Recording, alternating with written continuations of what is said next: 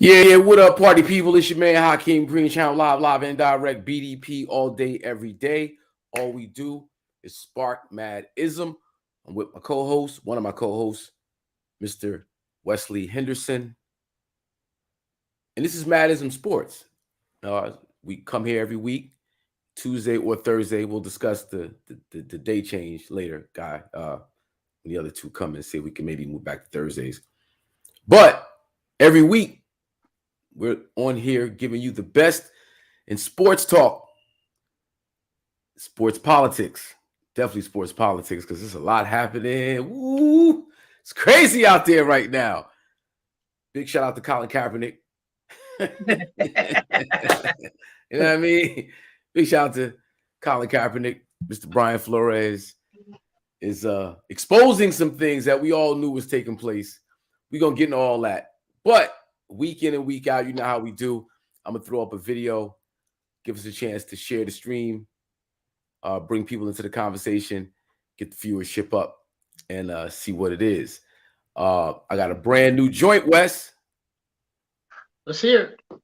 It's called Jewelry, produced by Ron Lawrence, video by Nice Flicks. Jewelry. I hope y'all like it, yo. Here we go.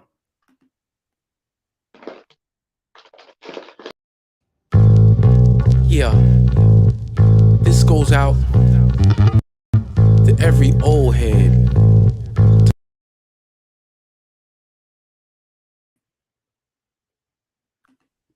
Man, StreamYard just bugged out on me. What's going on? Man, I don't know what's happening right now, but StreamYard just bugged out. Your StreamYard just bugged out crazy. Look at this. I only can see myself. Are you supposed to see something right now? I'm gonna go out and relaunch the show. All right. Mm-hmm.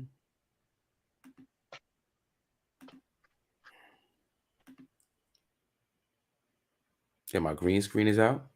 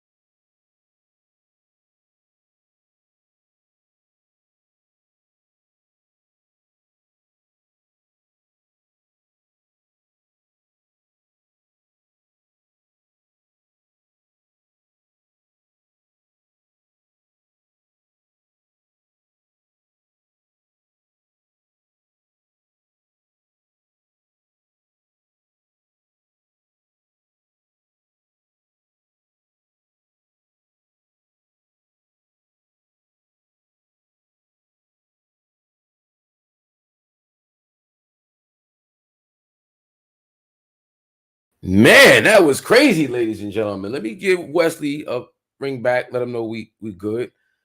A little technical difficulty. Oh, there he is, right there. Okay. Your mic isn't working. Mic check 1 2 1 2. Yeah, we good. Okay, thank you, babe. I'm a little glittery right now. I don't know what that's about. Mm-mm. You're good. Sorry, ladies and gentlemen. We're trying to get it together over here. Mm.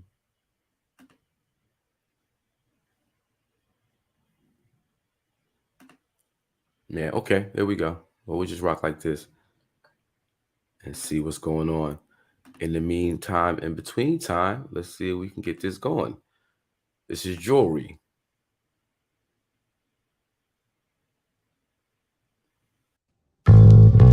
Yeah, this goes out to every old head who took the time.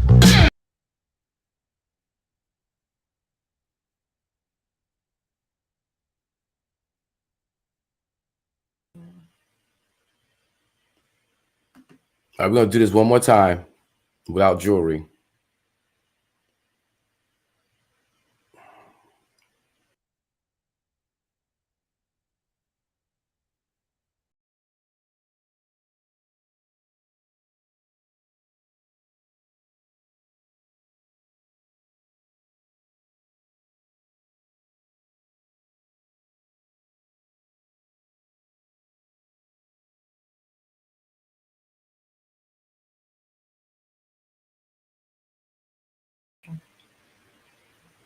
All right, so we're gonna have to do this without playing jewelry.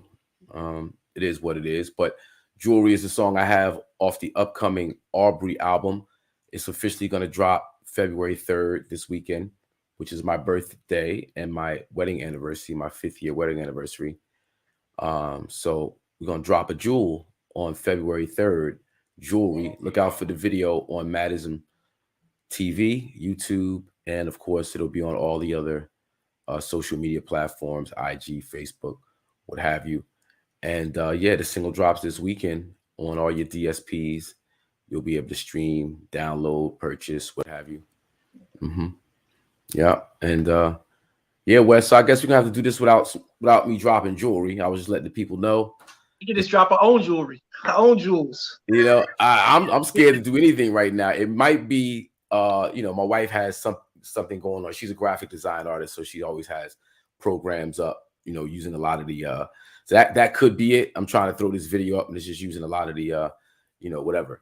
So yeah, it is what it is. But anyway, let's bring Cliffy in. What up, Sean? I see you. Sean Eastham in the building. Uncle Spliffy, where you at? All right, I'll wait for Uncle Spliffy to get back before we bring him in. We got Uncle KG in the building. What up? What up, guys? What up, K? All right. What's going on? Not much. Well, no, excuse me, correction. There's a lot going on, bro. Right. There's a lot. There's a lot. Huh? Now you want to gloat because you was being disruptive. No, what you talking about? What you talking about? Didn't you pick the Bengals?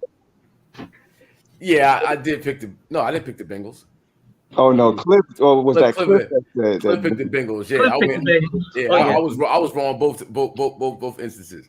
I was wrong. Oh no. Which one was that when I said you try to be disruptive? Probably the 49ers. The 49ers is the 49ers. Yeah. I was being disruptive with the 49ers. Yeah. Right. Thank you. No, I'm talking about somebody else being disruptive. I'm talking about major disruption going on. I'm talking about somebody who's disrupting the Old Boys Network. Somebody who's disrupting business as usual. Oh, Brian Flores. Man, oh boy. Oh man. But he got evidence. You heard about the evidence, right? We saw the evidence. The text message from Bill Belichick. Yeah. What the heck do Bill Belichick have to do with the Giants, yo? Well, listen. Go ahead. Y'all go ahead. No, because you know, I saw. I was in the gym, and I saw it on the TV, and I'm down here in Florida, you know, so all eyes on Miami Dolphins. And when I read it, I was like, yo. So I hit Wes up, like, yo, did you see what just happened? So he did some digging, and he sent me a Twitter from Kevin Cole, and he got the text message thread where Bill Belichick is congratulating Daboll, mistakenly sending the congratulations to Brian Flores before Brian Flores interviewed for the Giants position. Yeah, that's a little weird. That's beyond weird, bro. That's why he got that suit. That's why he has legitimately, you know, he can name the Giants in that suit. Wow. But he also mentioned other instances of Fugazi interviews he's had throughout his career, where he walked in already knew like their demeanor, how the meeting went. He knew he wasn't gonna get the job, and you know that these owners and these executives, you know, they play along the Rooney Rule line just to have the meeting, but it's already shoo-in who they gonna hire. It's like whatever. Yo, it's not funny, man, the whole thing. But just imagine the fact that if the meeting took place on Zoom and nobody had their screen on, nobody was on the camera.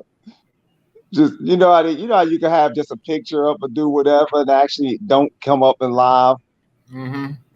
Can you imagine the shade of that? Like the whole organization have a meeting with you and nobody's actually up there live on a picture, yo. That'd be so shady, yo.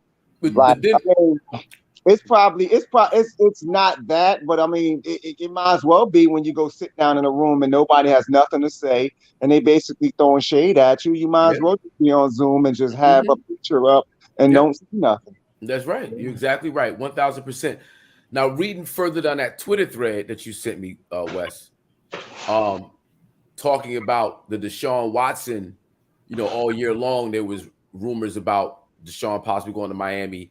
And one of the rumors was that Brian Flores was leading the charge. Right now, you know, there's a lot of tampering going on, a lot of illegal activity in that. And it's like Brian Flores quietly had been holding that weight. Everybody's suspecting him from trying to do backdoor stuff to secure Deshaun Watson. Well, come to find out, it was the owner the whole time. And Brian Flores was continuously going out of his way to not be implicated in the nonsense. Even to the owner set up a meeting, had Brian Flores come, Deshaun Watson's there, but didn't tell Brian Flores who the meeting was with. Brian Flores finds out and like leaves because it's illegal. You can't do that. And trying to set him up to throw him under the bus. Maybe that was trying to set him up to fire him or whatever, trying to find anything or any excuse to scapegoat. Well, he now knows how they get down there, and obviously he probably knows where a couple bodies are buried too. But I was very curious as to why and how he was able to name the Giants, but clearly because of the text, because that seems like the strongest case of them all now. You know what I'm saying? Which is crazy. So let me ask you guys this though: Daboll is not a Belichick dude. He don't come from the Belichick tree. No. Is there a possibility, because we know how Bill gets down, is there a possibility that Bill and Brian Flores set this whole thing up, reading the text, just to put the NFL on blast? That's not that it didn't happen, but Belichick's part of it is kind of suspicious because he know who Brian Flores is. And he keeps talking, and they got a nice 5 replies back and forth. And I think that's an interesting take on it. That Belichick, who doesn't walk the straight line with the commissioner anyway, and has nothing to lose at this sports stage of his career, he's never going to be besmirched in any shape, form, or fashion. Why wouldn't he go for his guy? And Belichick doesn't like the Giants because he had a history with them back in the day, and he knew he's in the inside trading in there. He knew what they were doing because the way I read the text message, it wasn't almost a the way Brian Flores put it out.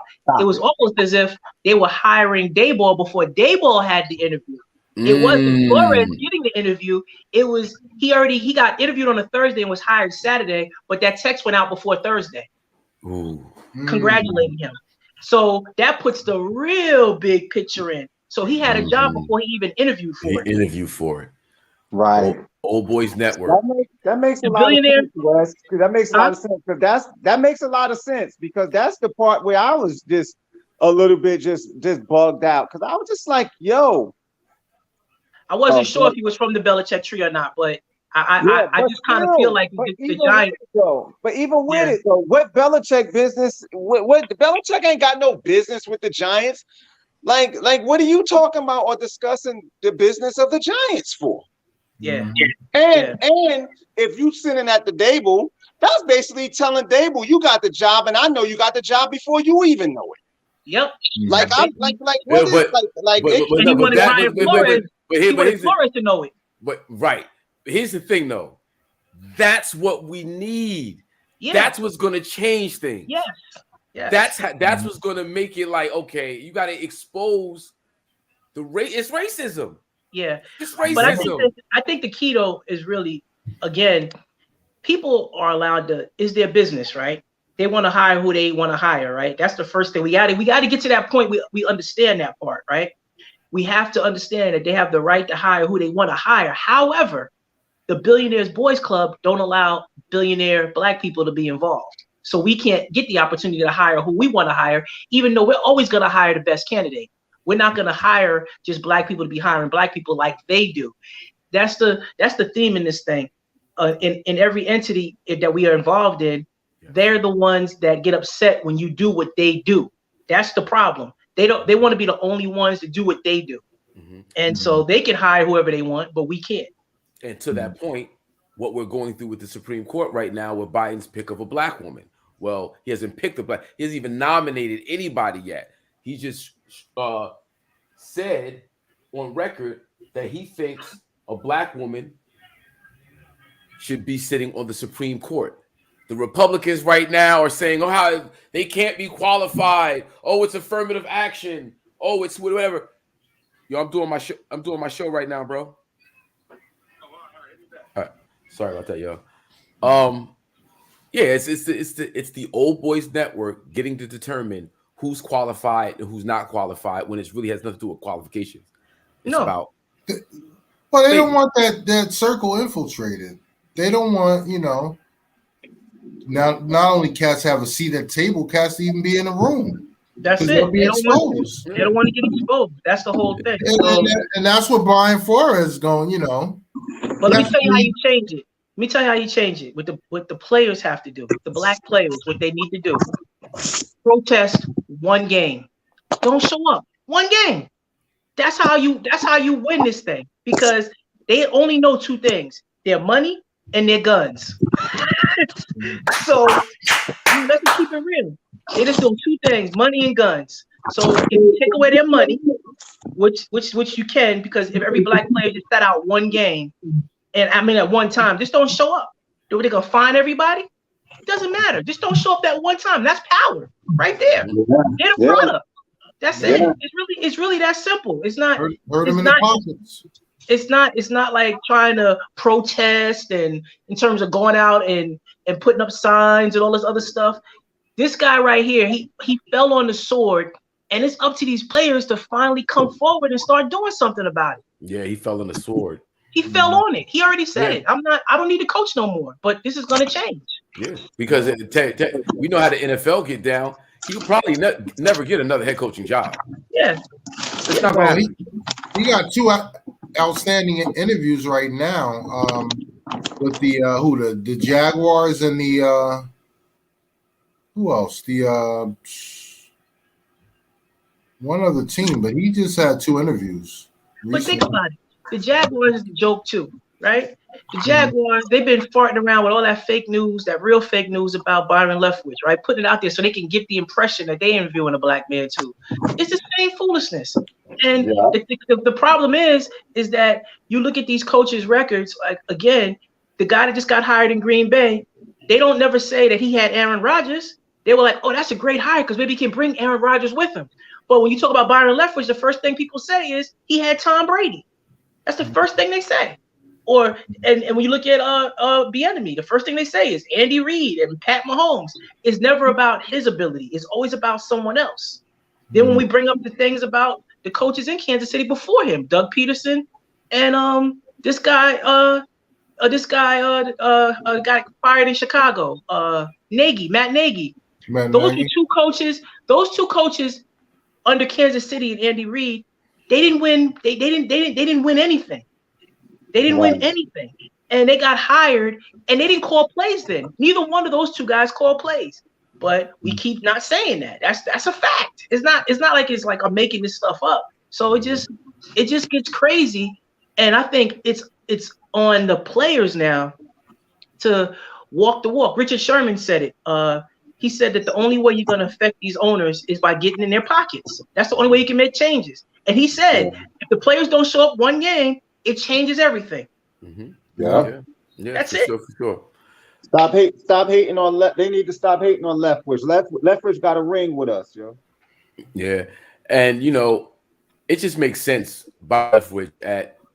With Jaguars, with Jacksonville, excuse me, with Jaguars, because of Trevor Lawrence. A quarterback, a proven quarterback talent who's now offensive coordinator.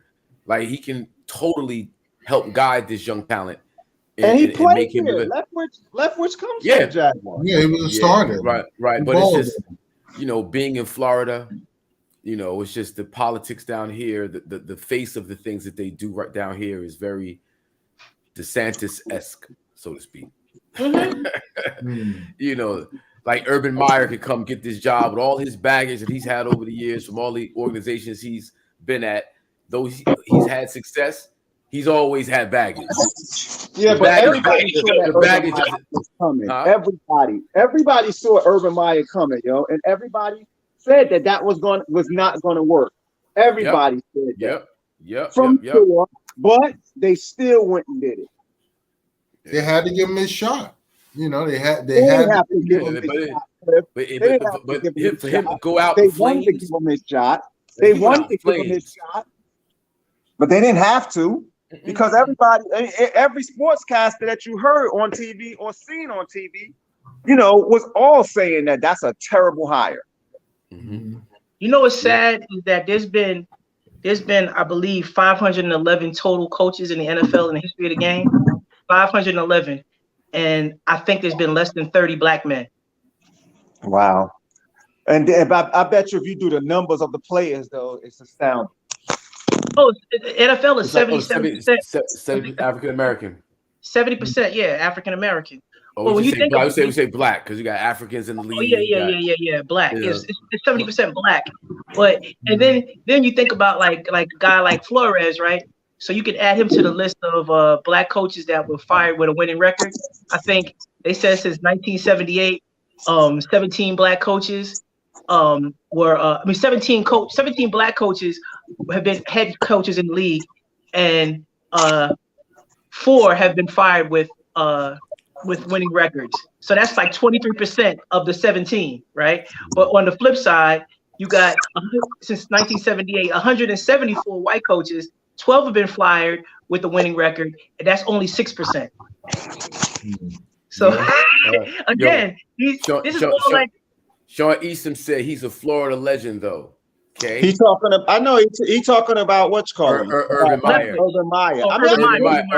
But let me just remind everybody: so was Deion Sanders at Florida State, and they wouldn't hire him.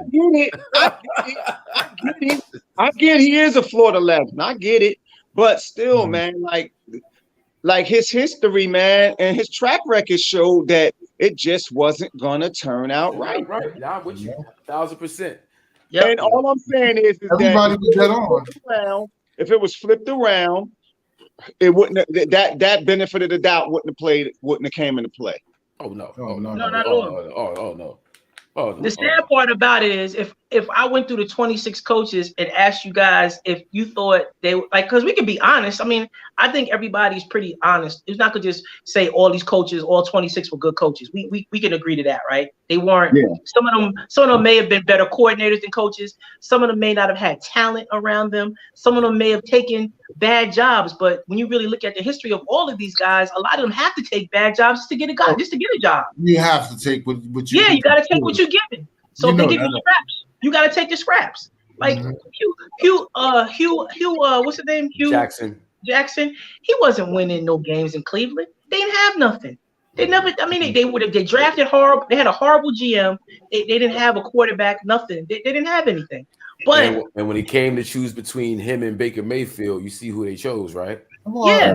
That was scapegoat territory anyway. They probably threw him in there just to lose, What about? Let me ask you this, guy. Let me ask you guys this though. What about the whole Marvin Lewis scenario? because Marvin Lewis stuck out a long time in Cincinnati, and he had some terrible seasons too. But Marvin Lewis is like, and that's the thing about it. Like, and I don't disagree with you, Kay, but Marvin Lewis is like Jamarcus Russell in this argument, right? Because we want to always name Marvin Lewis when it comes to the black coaches as having longevity, but it's only been 26 of 511, and we always want to name Jamarcus Russell. Don't get me wrong. I'm not taking it and saying that, oh, look at Marvin Lewis of one. Yeah, but that's what they do. And I'm not saying you doing it, but that's what they do automatically. That's what happens. They bring up Marvin Lewis and say, oh, it's not race because Marvin Lewis was hired for, and he was there. That's one guy. Right. Like Tomlin. Or they might twist in Jim Caldwell or Mike Tomlin or whatever, you know, but the Steelers always do that. They just stick with one coach. The Steelers are smart. When you talk about the numbers, I mean, okay, name 2 out of basically 30. It's like the numbers are still wrong, and they all. Listen, I'm gonna tell you, and it's not gonna take long because it's only 26. We can do this quick, and we can all give our opinion about each coach and what you think about the backdrop of what happened. David Culley, what you got, Cliff? No, he ain't got no quarterback. He wasn't ready though. He wasn't. He was used as a scapegoat for the whole Deshaun situation. That was exactly a setup hire. Like set up higher. He 1 year. He never when he was with the Bills. It was like I don't know his exact position, his exact what do you call it? Job description. He was a coordinator on the offensive side of the ball for 27 years. So I don't want to say let's not say he wasn't ready. Let's take that away, right? Let's say that he was definitely a scapegoat because after 27 years doing what you do, you're not going to be ready unless you get an opportunity. And the opportunity he was given, he did pretty daggone well with a backup or a 5th round quarterback. That's right. And he won 4 games and he beat the number 1 seed in the AFC almost twice. He beat them once and he knocked San Diego out the playoffs or Chargers out the playoffs. Mm-hmm. So I'm not saying he was a great hire, but I think we got to kind of say not say that he wasn't ready because 27 years as a coach. Well, I'm just saying he certainly wasn't ready to deal with what he had to deal with. You know what I'm saying? Like, I got you. It just seems like the overall big picture. But if we look at it the way you just described it, the grand scheme of things, he did, pretty decent for what he had. He overachieved. He overachieved what he had, right? And he still got fired. But they all and Cliff, guess what? They always have a parallel right next to them. Let's just go right to Detroit. The narrative about the Detroit coach Dan Campbell is that they were playing hard for him. I'm not saying they weren't, but he got the same results that this guy got. Yeah. Mm-hmm. That's all I'm saying. So they always have a parallel that you could compare somebody to, and they right next to each other. Brian Flores. And not only that, that was set up to fail. Like there was no quarterback. It was just toggling dudes and throwing dudes out there, just trying stuff the whole season. At least in Detroit had Jared Goff. They had at least a consistent quarterback. They had a quarterback. Yeah, that's what I'm saying. So he didn't even have the same tools that Campbell had. But what I'm saying is, when you listen to the language on these shows, when you're watching the games and these narrators and these commentators, these players are really playing for Dan Campbell. They really play for him. They said that a numerous amount of times. And I'm not saying they didn't play hard. What I'm saying is that they changed the language when it comes to different people, and that's important to pay attention to. Mm-hmm. You got who's this? Herm Edwards, right? Herm Edwards coached the Jets for a while, right? They went to a couple of playoffs games. He had his opportunity. I would say that Herm Edwards had a fair shot, right? Can we agree on that? Yeah, absolutely. Who would you say, Hawk? Say it again. Herm Edwards. Did he get a fair shot? I mean, he had a long coaching career, but I know, but I think he had a fair shot is relative, but I'm gonna say Yeah, I mean, we know about the quarterback situation. He really never had a good quarterback, but a lot of coaches don't, right? So I wouldn't go on a rant about Herm Edwards' career. What about Lovie Smith? I think Lovie was all right. I think Lovie was all right, but I don't know why Lovie didn't get another shot. Yeah, Lovie probably should still be coaching because he had a winning record. He was kind of like Jim Caldwell, you know. They kind of ran together. We all know about Tony Dungy. You know, Tony Dungy. Hold on. Seeking ye shall find treasures on the path. Life is but science if you sit and do the math. Or would you rather count the cash? But then who laughs last when you can't take it with you when the feds want half? Anyway, it's actually a rhyme I did. I said the wrong part of the rhyme. But I used Lovie Smith and Tony Dungy to make the analogy. As black men in America, we all want to be Tony Dungy getting that ring. We don't want to be Love. So anyway. And you know what the crazy part is? They played against each other in the Super Bowl, right? Yeah. They coached against each other, right? Yeah. So that was cool. And like again, Marvin Lewis again, and Marvin Lewis had a good career. He was there. He was in Cincinnati a long time. Went to a couple of playoff games, never won any. He was a good coordinator. So I got nothing there. I thought Dennis Green was a good coach, to be honest with you. Dennis Green was a very good coach. And he got kind of thrown to the wolves quite often. Romeo Crennel, I think he was probably better suited to be a coordinator because he's going back to being a coordinator and has been pretty good at doing that. I don't really think he was. I think he's like a behind the scenes guy anyway. You know what I'm saying? Like, I agree. That's how I look at him. Mm-hmm. I agree. You got Art Shell. He was one of the earlier dudes. Yeah, Art Shell was a very successful coach. He was probably one of their best coaches. Yeah, and just to big up the owner of that's the Raiders organization. What's his name? The owner of the Raiders, former Al Davis. Al Davis. Oh, thank you. Yeah. Big up to Al Davis because very progressive, trailblazer. Make sure he opened up doors for people of color. You know, black coaches. Art Shell, of course, you just named. But Jim Plunkett getting that quarterback position back in the day was huge for, you know, it was a very good look for people of color. So, but that's a good point, and all of this is the support that Art Shell got in the Raiders, and to think about it a different way, we're not thinking about all of the crap that these cats had to go through. You know what I'm saying? Being these cats, dealing with, you know, all the stuff that Flores get ready to expose. You know what I'm saying? But a cat like Art Shell probably didn't have to deal with a lot of that because he had the support behind him. He had that realness behind that wanted to hire him. Yeah, exactly. So we're talking about these cats, these petty, these setup hires and all this.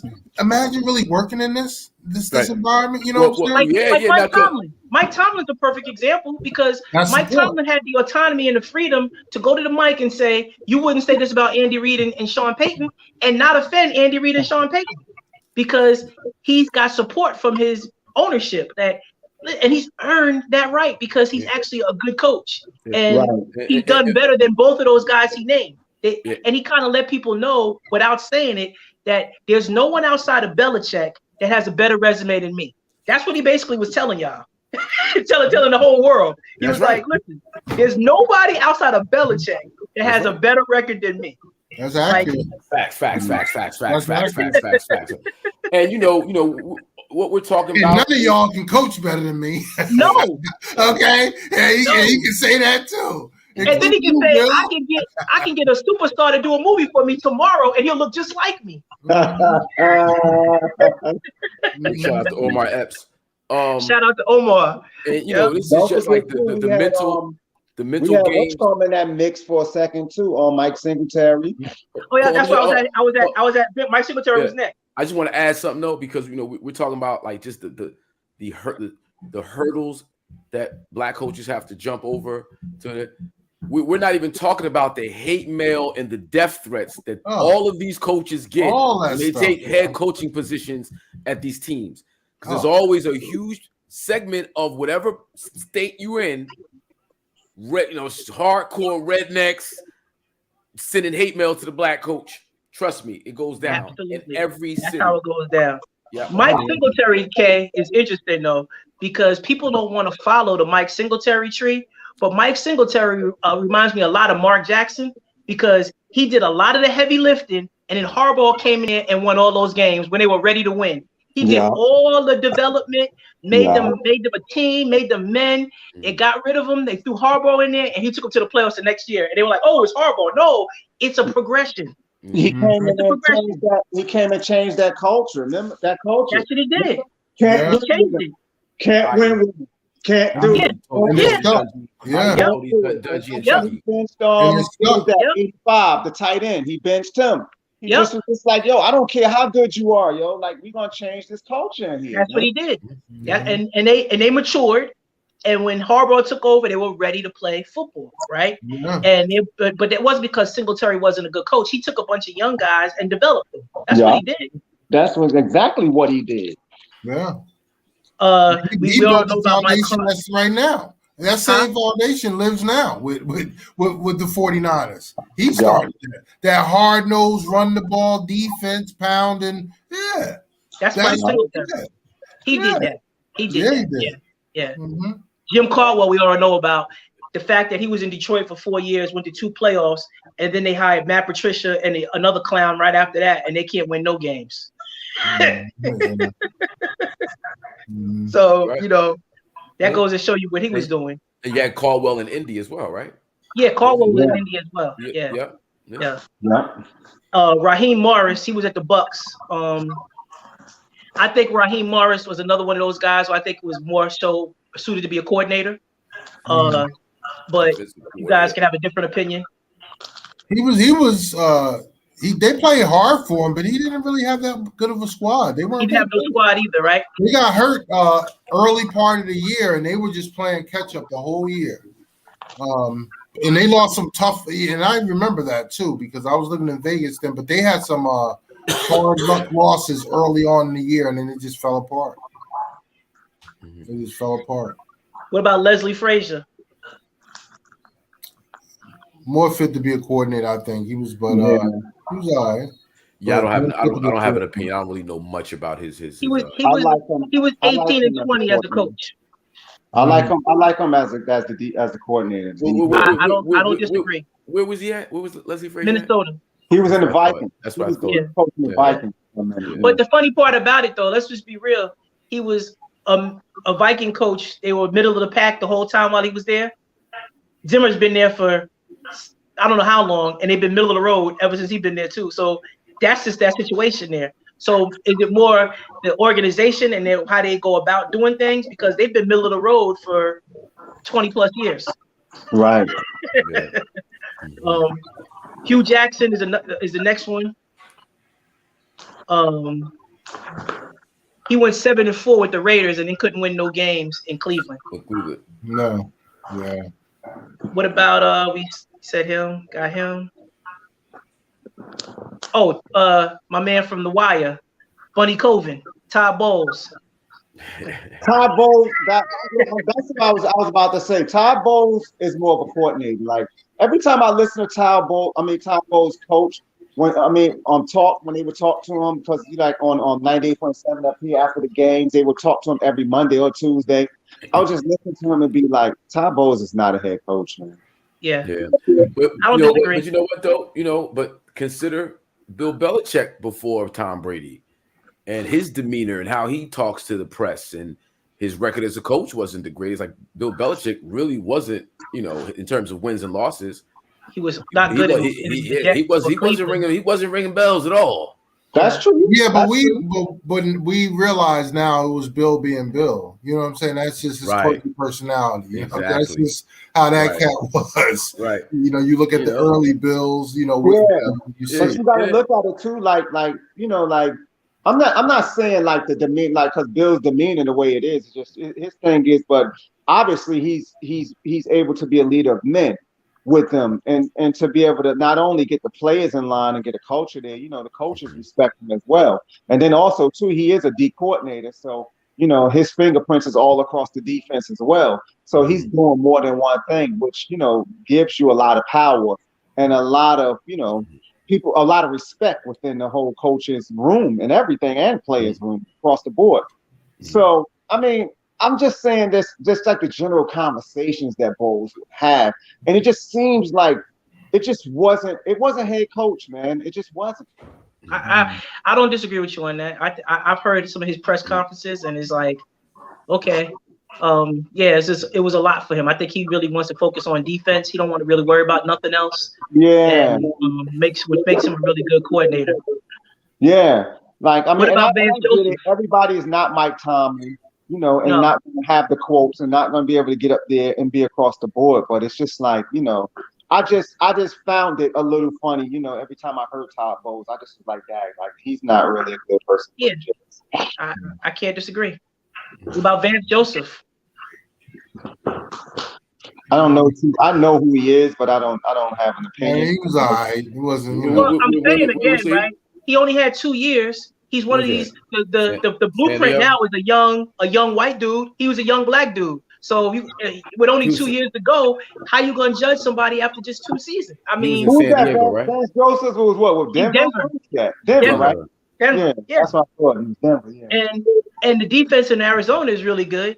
You know, so it's kind of like for him, he's a young guy, man. I mean, he's only had 2 years on a team who's had 5 quarterbacks when he was there, you know. So it's kind of like that.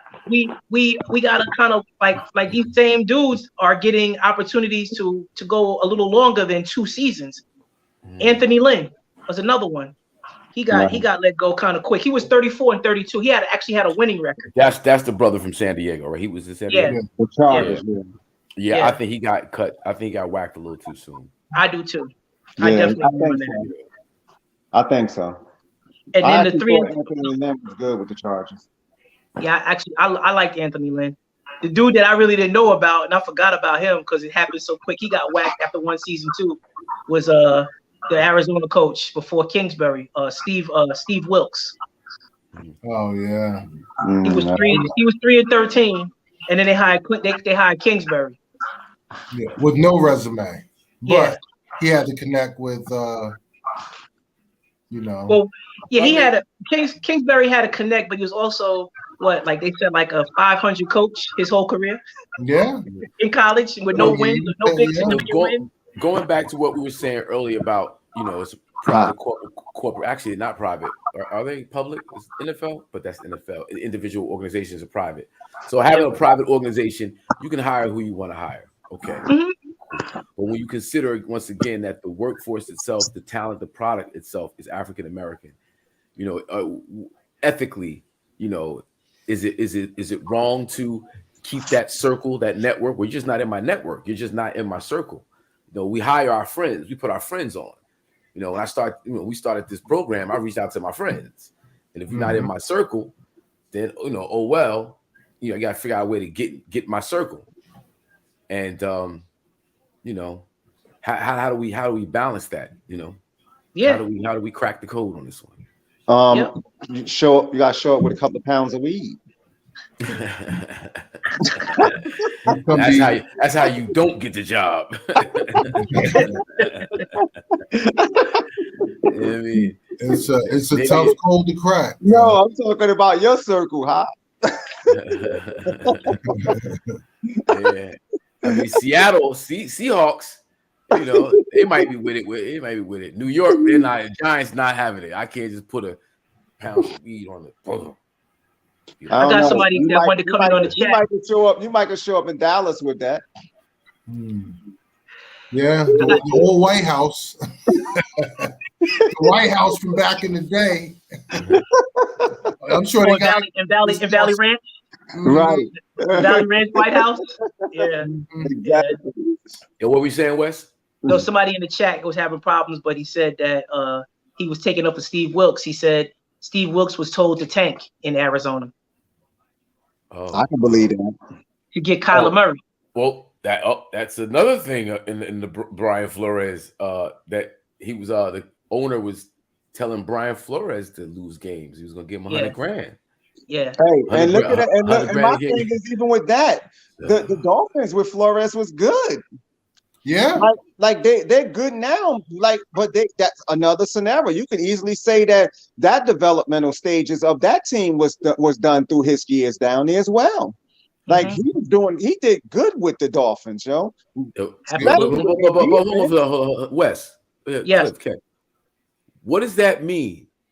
What? When owner is paying a coach to lose games? Because they want draft picks. They're looking at the long term. They're looking at their financial bottom line. I understand. Yeah, no. That's so fucking illegal, bro. You can't. I'm paying you $100,000 a game to lose it. Man. You go to jail for that shit, don't you? Of course. Yeah, you can't get in the Hall of Fame because of that. Maybe on the flip side, they was betting 200,000 in FanDuel and making it. That is what one of the allegations is, right? Is that Ross was offering Flores $100,000 a game to lose it?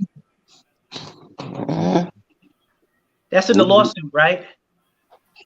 I think so. That's going to open up a whole another set of can of worms. It's crazy. But think about being that coach. If you Steve Wilkes, you told the tank, and then you get fired.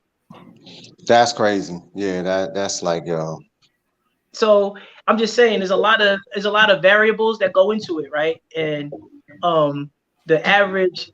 I mean, and again, we didn't sit here and take up for every single one. We gave our honest opinion, right? And we're not gonna sit here and go through the white coaches and say, oh, he just can't coach, he just can't coach, he just can't coach. But we will say that they get opportunities mad quick. Yeah, and prolong with a long leash. And prolong, exactly. Just to name one really quick. I don't know what Joe Judge was doing with the Giants, yo. He was a special teams coach. I don't know what. He got 4 years. He was there 4 years. He only made it 3. He made it 3, but he had a 4-year deal. Yeah, and he showed them basically like, you kiss my behind, like towards the last couple of games. Like he was just running. It'll be 3rd and whatever, and he running like draw plays, like wait, like it was just like like he wanted to get fired. He wanted to get fired, yo. Yeah, he was fired. Yeah. Colin Moore. What's up with him? Listen. I'm a Cowboy fan, and I just don't understand how Kellen Moore has like 4 interviews. You don't win a playoff game. You're 33 years old. You were never was quarterback. I mean, what is that? I think they just, again, that good old boy network where they're just running him, let him take some laps. I don't think he's going to get a gig, but interview for a couple jobs next time come around, maybe it's your turn, but just setting them up.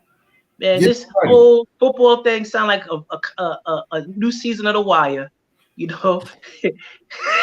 That's all it really sound like. Hello, mayor or commissioner, all that. You do this, you do that. I do this, I do that. But it's the same. It's kind of. But that's how it's going down.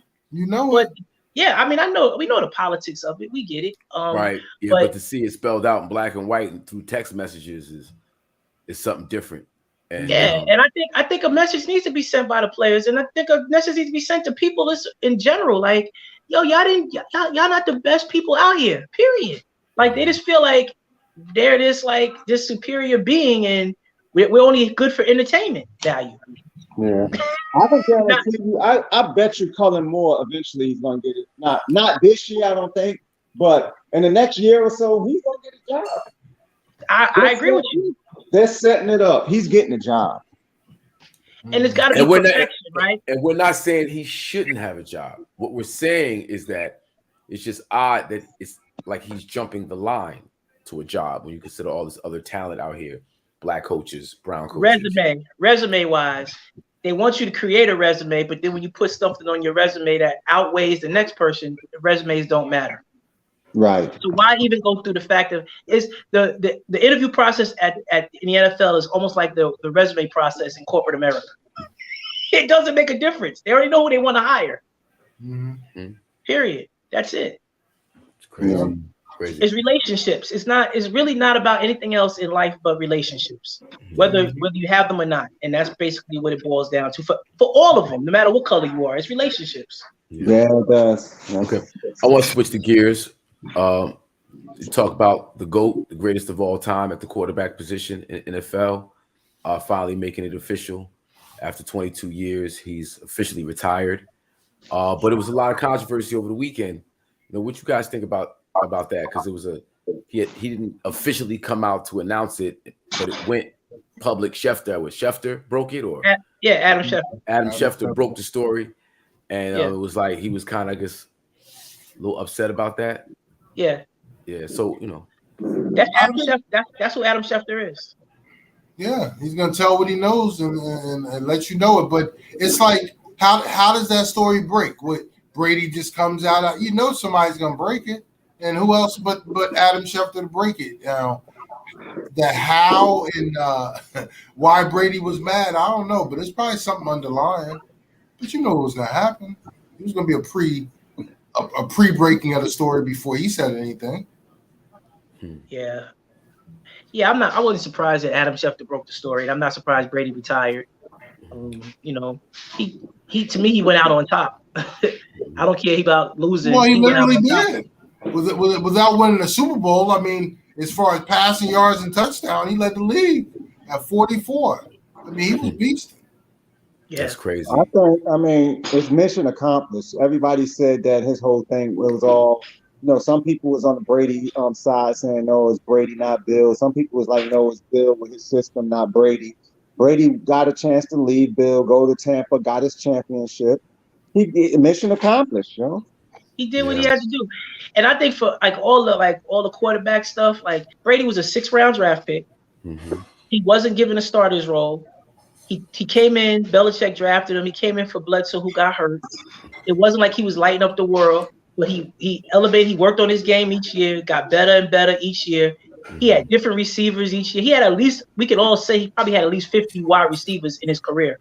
I mean, he put people on the map, and then you gave him a wide receiver that was good, and he threw 50 touchdowns. Mm-hmm. You know what I'm saying? Almost went undefeated for the season. So, to me, I never seen nobody do it like him, including Joe Montana. Mm-hmm. Now, when he first took over for Bledsoe, that first game he came in. After that game, I told my boys, I was like, that boy's gonna be special. Watch them fuck around and win the Super Bowl. Now, I said that because that was 9/11. Patriots, there was just something about him. To me, he did represent everything that America is supposed to be about. Apple pie cat. But execution, the image can be there, but to execute the way he does, it was something special. I was like, watch out for that guy. I had no idea 22 years later it would be what it is right now. He's amazing. Like you said, he went out on top. I don't think we've ever seen anything like it. I don't think we'll ever see this again. What you guys think? 10 Super Bowls, 7 wins? It's crazy. And in football, that's like unheard of. I mean, all the Super Bowls were close, but you even think of the ones he lost, how close those were. You know what I'm saying? Mm-hmm. So it was amazing. And we see, what happened to Patrick Mahomes. He was going on a run where he was going to go to, 3 in a row, but, it's tough. Yeah. So you just have to get lucky. It's a lot involved. You got to be real good. You have to be lucky. And the competition now, particularly in the AFC, these cats, it's going to be tough for anybody to dominate. Yeah, there's a lot of talent in the AFC right now. Yeah, it's just I give Brady props. I mean, just to skip over to the whole Skip Bayless thing. It's hard for me to say he's the, I definitely in the argument, but it's hard to just hands down say he's the GOAT of all GOATs of all sports. Like, no. I was actually waiting to cue that question up. No. What y'all feel about that? And I'm with you on that one. And that's why I was very specific. I said at the quarterback position. Yeah. I'm not disputing that. I definitely did his job at the quarterback position. I'm just saying when you say of all sports, because football is the ultimate team sport. And if you do your job and somebody don't do theirs, you're losing. You get blown out. It don't matter. That's not accurate, Skip Bayless. Sorry. He's just not the best athlete in sports, the greatest athlete of all time. Like, no. Not even close. I mean, I wouldn't even put him next to Jim Thorpe. Yeah, I mean, you talking of all time? Not Jim Brown, sorry. Yeah. So who's the greatest football player of all time?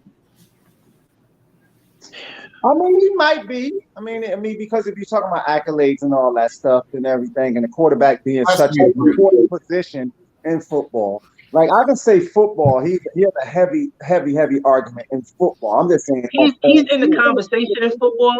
Yeah. He's in the conversation, I think, in football. But it's still the same thing y'all said about the other sports. Even if you take the other sports out of it and you say the best player in football still becomes the best, the ultimate team sport, right? So you need all the right pieces for you to be good. So I still can't even put him as the best football player ever because, you know, when you look at like the Giants, right?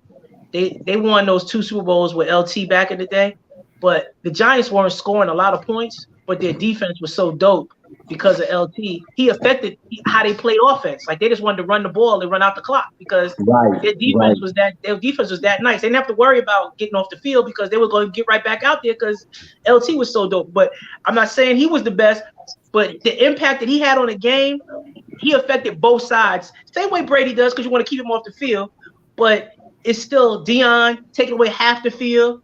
They all Jerry Rice, the way he played the game. They all have like their own Jim Brown, the way he ran the ball, Barry Sanders. All those guys, they were the best at their positions. Deion Sanders. You know. But for a quarterback to do what he did and how we witnessed how Brady did it, you know, the 10 years between Super Bowl and then him going another run after 40s. Basically, he had a Hall of Fame career compared to most after 40. Yeah. He completed more touchdown passes in his 40s than his 20s. You know what I'm saying? So Brady did so many beyond things. And think about that. Yeah. That's a good stat right there, Cliff. 40 is 4 years. 40 That's a good stat. Yeah. 20 is 10 years. He threw and you know touchdown passes in his 40s, and he did it in his 20s. And you know the number? It's 100, and it's not even close. I think it was 148 to 164, something like that. So you know, it was double digits more in his 40s. Could we say this though? How about we rephrase it? Somebody wanted to text in. They said, "How about you say that he's the most accomplished football player, but not the best football player?" Oh, I'll say that. He's definitely. I ain't gonna say. I would agree with that too. I would say he's the most accomplished. Yeah, he's without a doubt the most accomplished. But again, you got to think about everything that goes into a quarterback, how you elevate everything around you, and you got to look at him specifically and how he did it. He took less money. He was never really on the dominant team, with the exception of the undefeated team, because they had Moss. And let's leave the money out. Let's leave the money out because you know Bob Kraft got that LLC set up. So let's not act like he ain't got that paycheck coming to him. Oh yeah, we know that. Exactly. He had backdoor cash, and he got a bunch of corporations because of that. You know, and he's playing in the AFC East too. Mm-hmm. So just like people say, "Oh, LeBron played in the weak East." All right, well, he played in the weak AFC East. Excuse me. There's a factor that in, and it was some scandals involved in the road. You know, that's part of the resume too. You know, part of the resume too. Factor all that in. But it's like it didn't come like this. It made it like this. And even if you have to cheat a little, you know what I mean? Because they skirted a little, you know, they did a little skirt, you know, a few times, you know what I mean? Bobbed and weaved and got away with it for the most part.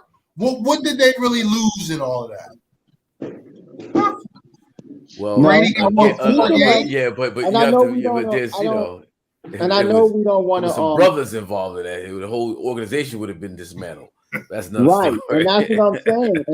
And speaking of the scandal part, you know, I guess at some point we're gonna have to discuss the whole Barry Bonds thing of not making it in. Well, let's talk about it. You know, what up, Valerie? And to be honest with you, I think one of the major reasons why, you know, black people are not in an uproar probably is because Clemens has been lumped in with them. So you have another all-time great that's, you know, basically being snubbed. But Poppy was also accused for, you know, some steroid use, but he got in. Yeah, you know, I can't say the Barry Bonds thing is necessarily a race issue as much as it is he just had them by the balls for so long, and they really wanted to, message. They couldn't touch him. Like, he went out untouchable. And they hate that more than anything. You didn't admit to it. You didn't come out and say sorry. He stood his ground, stood his square. Prove it. Niggas like, you can't really, people went to jail for Barry Bonds. Like, they, like they just, right. And I am correct. Like, it's never been proven that he was using steroids. No, right. Falco was the closest thing, but no, it was never. Yeah. So his head just got like this as the years went on. Exactly. He just did like this. he was literally a fathead. Yeah. You know, That's all they he did. make those fat heads for your wall. He said the fat head.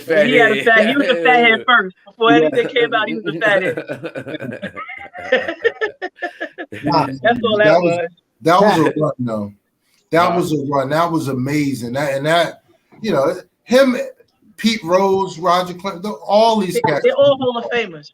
Yeah, but my opinion about when you think about the Hall of Fames, all three of them, to me, they all let too many people in, right? But to me, the baseball one is the wackiest of all, because after it's all said and done, it don't matter if you get in that Hall of Fame, because it don't mean nothing, because nothing means anything in that Hall of Fame. Because when you don't let people play, you want to count records that before that, you can't be a Hall of Fame. I'm sorry. You just can't. Cy Young, Babe Ruth, Lou Gehrig, all those dudes, that don't mean nothing. What year was baseball integrated? 49? In 47, 40, like in the 40s, late 40s, mid 40s. Right. So everything prior to that. To Jackie Robinson. What year was it fully integrated? Fully integrated. Because even with Jackie Robinson, it was still fully. Teams that wouldn't do it. It not having black athletes. That wouldn't do it. It wouldn't do it. But even if we just started at Jackie Robinson, my point is that those records, like, what's the difference between Sadaharu O, Josh Gibson, and Babe Ruth? They all played in 3 different leagues, especially Gibson and Babe Ruth. It wasn't like Gibson didn't want to play against Major League talent. They didn't let him play. That's a big difference. So I can never honor any record prior to that, because if you're not going to let me play, it doesn't count. It just doesn't count. Doesn't really count. It doesn't count. Right. That's right. it. And that's why the baseball one is so shallow. They're all Hall of Famers. Clemens is a Hall of Famer. Bonds is a Hall of Famer. Schilling, I don't know, but Big Papi, if you turn on the back of the baseball card, Big Papi was a 260 hitter in Minnesota for like 7 years. That's all I'm saying.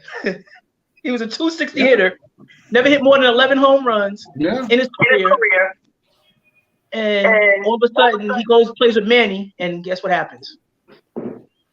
And like you said, I agree, Wes, man. Like, at the end of the day, they're all Hall of Fame, especially Barry Bonds. And Sosa too. Yeah, Sosa. Yeah, all of them. Sosa, all of them. Too, man. Sosa too. If you change the game, all of those guys, man, like all those dudes, all of them are, man. Because at the end of the day, man, baseball is like, to hit that ball is something else. It's hard. Yeah, it's something else. That's the hardest one, like, single thing to do with sports. At 100 miles an hour, for you to see if it's curving, going to go low and exactly where it's at and pinpoint it and hit it, like, it ain't, man. Listen, man. That ain't hard. That's something. Yeah, it's all Hall of Famers, man. And baseball be holding on to something like Pete Rose. It's stupid that he's not a Hall of Famer. He gambled after he played. Like, Pete Rose is a Hall of Famer. Like, we grew up on Pete Rose. That dude was the baddest dude out there hitting. I remember when he broke the record. I was like, oh snap. You know what I'm saying? Like, that's the guy. If you play baseball, you wanted to be like almost like that dude, almost. Like, because he was hard-nosed, sliding, he played the game tough. He was a switch hitter. He played every position. He was good. He was a baseball player. Yeah. Right, but let me ask you a question. Because Pete sometimes gets in his own way. Mm-hmm. And it's that thing with Barry Bonds where they want you to admit it. They want you to fall on the sword. They want you to come in and confess your sins and do it honestly and open-heartedly, and not with like, yeah, whatever. And with the book, he put out a book, and he's not really breaking himself. And does that matter to you guys? That Nah, let baseball admit it. When baseball makes their announcement, then Pete Rose can be honest. like even the steroid era. You don't think that the commissioner knew what was going on? Yeah. Come on, man. They were making money. They encouraged it. I mean, come on. Making money. Baseball had to be saved. It had to be saved. It needed that. It was lost. It was gone. Yep. Yeah. And they want somebody to fall on the sword. So Pete Rose, Barry Bonds, yada yada yada. All these guys got to fall on it. But at the end of the day, they all of them are Hall of Famers in my eyes. You hit 700 home runs. Like in this era. Even McGuire, for that matter, he hit him in this era. So he's in there too. Period. A-Rod in there, Griffey in there. I mean, there's a lot of dudes. We did this exercise just like last week. Me and a couple of my friends was looking at people who were in and people who weren't. And I tell you, the most phenomenal Hall of Famer, when I looked at the back of the card, was Kirby goddamn Puckett. Oh yeah. That 12-year career he had, like 11 of his seasons, 12 years was like beastly seasons, like 11 of them. Like who does that? Mr. Milwaukee, right? He was a hit machine, yo. Kirby was a beast, yo. Yeah, Kirby was a bad man, but we went through Ozzie Smith, Center field, right? Kirby was center field, yeah. Yep. But yeah, it's a lot of baseball has a lot of holes in their argument about Hall of Famers. That's fair. Yeah. And I mean, I think even with that, it's just like sometimes they get to overdoing it too much, man. It's just like you said, they're all Hall of Famers. Let them have their story, even if it's a little jagged, even if it's a little tainted. Let that just be a part of their tainted, Hall of Fame career. That's it. But that's it. Like you can't, it's just to me it feels like they just mess it up by doing all of that stuff or whatever, because then you're gonna say, okay, such and such, and you're gonna let Joe Smo in, where people are gonna be like, come on, Joe Smo definitely didn't need to go up in there, and well he should be in there. So now it just becomes like senseless to you. Just like, oh man, anybody in the Hall of Fame, who cares? It's corny. That's what I mean. It's corny now. It's like I look at a guy like Gary Sheffield. They want to talk about steroids with Gary Sheffield. We want to talk about it with Big Papi. Why are you talking about it with Gary Sheffield? Because to me, Big Papi was a Hall of Famer that never played the field. You got to play the field too. I mean, come on. Sheffield was in the outfield, played third base. I mean, hit 500 home runs. I mean, we could go back and forth and argue about guys. But and God bless Papi for getting him. But I'm just saying, because he was one of the best clutch players in postseason history. Yeah, no doubt. I mean, without a doubt. But it's just the steroid thing makes no sense because he was named on the Mitchell Report, or David Ortiz. He was named. So, proof is one thing, but he was still named as well, like the other guy. But he's managed to get a job in the space that they like him, like in that media circle. So he's cleaned himself off real good, and thus he's in the Hall of Fame. And mind you, no bad energy toward David Ortiz at all. We're very happy with his success, proud of him. We wish him nothing but the best. Absolutely. But it's just the way that they deal with different situations is not always fair across the board. Well, he's beloved. Nobody's definitely saying Ortiz don't deserve to be in there. We're not saying that. Yeah. Well, he's beloved, but you got to also look at these sports writers have beefs, particularly in baseball. It's just they're bitches. They're grudge collectors, and that's all it's about. It's a popularity contest. Back to human beings having control of the foolishness like this. I mean, something that's really this big, you can't put it in the hands of just one entity. You gotta do something different because, like you said, those grudges they go a long way. Mm-hmm. Yeah. And that's one of the main reasons with Barry Bonds too, because everybody felt like he was arrogant.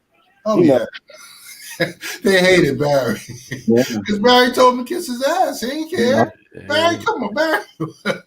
But he was a beast, yo. Yeah, I mean we saw that. That was an amazing display of baseball for. What was the series where they walked him with the bases loaded? I mean, that happened how many times? How many?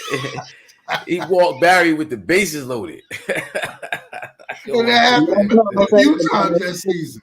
With that being said, how is this dude not in the Hall of Fame, man? Yo, you put in taint and say whatever. Just explain and put everything that goes negative as well as its positives. But he's still supposed to be there, yo. It's just whack, yo. Yeah, it's whack. It's whack, and it's. I think Barry it's Bonds whack. shows you how dope Ken Griffey was. Yeah. Because Barry Bonds was dope. And Kim and Griffey were like neck and neck as the probably He's the like best. 500 home runs, right? 600. He hit 600 Griffey is home 600. runs and sat most of his career with injuries. Cincinnati. Yeah, he is 600. But it just when you put it into perspective how dope Bonds was, because Griffey was just as good at the same time, and then Griffey he ended up getting hurt, losing all those seasons, and Bonds saw all these cats using and was like, well, I'm already dope, and when I use it, I become a cyborg. That's what he became. Yo, King Griffey Jr. was amazing, bro. Yeah, he was amazing. Yeah. I remember the first baseball game we ever even were tied or involved with was with him. He was a fan of ours, like during the parade in the Seattle playing with Seattle Mariners, and he called us out there. And he wanted us to do the first pitch, and we did that with him. Wait a minute. Every time y'all did the first pitch, bro? Huh? Y'all did the first pitch? Yeah. Yeah. All right. So who actually did the pitch though? I think Tretch did or something like whatever. It should have been me. You know. I was about to say it should have been you. I don't think Tretch. Did Tretch make it to the home plate? Yo, did he make it to home plate? Come on, man. I would have given him about 60 miles an hour. Yeah, I'm saying I already know that's right. I know that's right. Speaking of which, did you know? Of course you do. That Oval Park was a major baseball location for the Negro League. Nah, I didn't know that. Yo, Oval Park is a historic baseball field. A lot of Negro League games was played there, and the Yankees played there against a Negro League team. I forget which one there was. Yeah, Oval Park, no doubt. So there was a before COVID, there was a meeting, Friends of Oval Park. You know, looking at ways to maybe do some restoration around the fact that it was a historical site. Maybe try to get it what do you call it? Named facelift? Historical. Yeah. Facelift, yes, definitely. Yeah. But get it named officially a historic place. And go from there, yeah. So anyway. With that. But I mean, I definitely know I do remember when I was definitely young, obviously younger, but I had a summer job in the Civic Center, and when I was working with the summer camp in the Civic Center, I used to be in there with Althea Gibson. She used to be in the Civic. Yeah. Oh yeah. I met Miss Gibson at City Hall. She was getting an award. I met her there. Yeah, she used to be. Her office used to be in the Civic Center. In the Civic Center. Damn. Yeah. It's crazy. Yeah. East Star has rich history in athletics. I got older. I was like, dang, I used to be sitting in there talking to her all the time. That's cool. That's cool. That's crazy. Yeah. Okay, so we had 2 games this past weekend. I took L's on both of them. I jumped out the window on one game, but it was close. It was close. Tony Romo did show up, but it was Tony Garoppolo this weekend. Yeah, he did. It was Tony Garoppolo. Nah, but you know what, yo, you can't. That's what we called, though. That interception, it actually did hit the dude's hands, and he was trying. At that point, he had to try to make something happen. He couldn't take that sack. Nah, you got to take that sack because you got one more down.